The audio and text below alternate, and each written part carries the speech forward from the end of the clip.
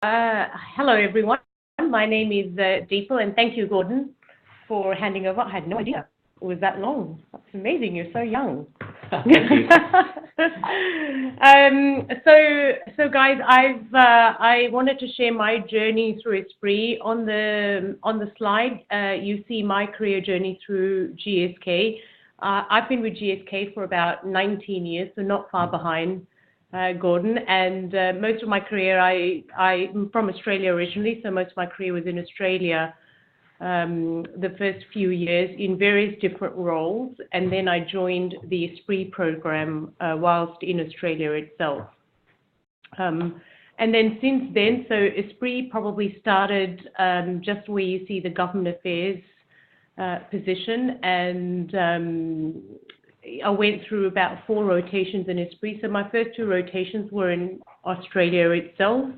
The first one was in government affairs, and then followed by oncology. So what I'll do is I'll walk you through why I did the different roles I did and some of the guidance that I received on my journey as well in Esprit and then after Esprit as well.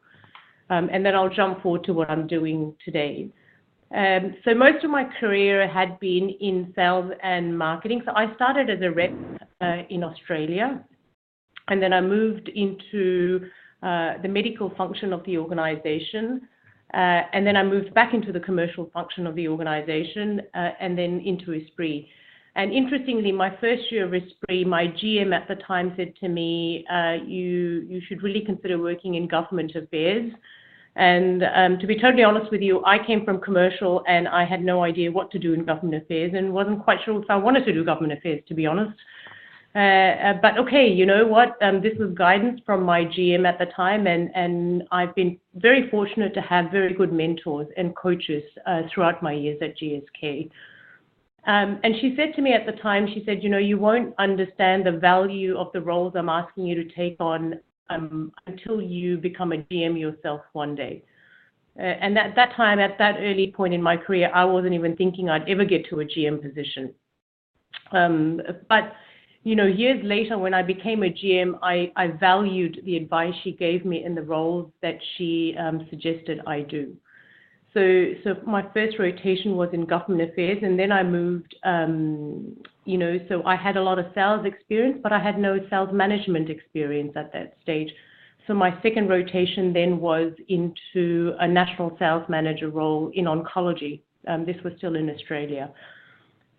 And then at the end of that rotation, I was looking at my experience and where the gaps in my career and my career journey as well. And one of the biggest gaps in my career was that I had no vaccines experience. So GSK, of course, has 3 main businesses. It's vaccines, pharmaceuticals, and consumer. And vaccines in most parties under the pharmaceutical banner in the countries. So, I had a big gap around vaccines, and I also needed experience outside of Australia. So the combination of those 2 took me to Belgium, which is where our, I suppose you could say, HQ for vaccines is. And I was in Belgium for 12 months doing a vaccines role. And at that time, I knew that I wanted to always stay in Asia. I wanted my career to be in Asia because, Australia is part of Asia Pacific, but it's not quite an Asian market. So I needed experience in a country outside of Australia, but in Asia. And that's when I considered moving to Thailand. So my last rotation, you'll see, was in Thailand. This was quite a big, bold move for me, excuse me, because, okay, I don't speak Thai at all. And in the Thai LOC, or the Thai part of our business, it's mainly the main language that's spoken is Thai, but what it provided me was experience in a country role outside of Australia, but also enabled me to understand how to work with cultures that I wasn't familiar with, mainly Asian cultures. So I moved into that role, and so that was a vaccines business manager as well, and I was managing the pediatric vaccines portfolio in the Thailand business. So that was my end of my Esprit rotation. And then after that, I wanted to move back to Australia, but then I moved to the UK, so a complete opposite direction.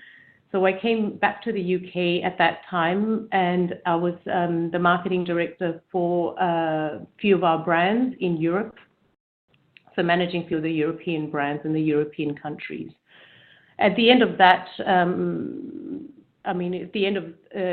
that role, I was given the opportunity to move into a general manager role in Singapore. So I moved to Singapore in 2014 and took over the general manager position for 3 years.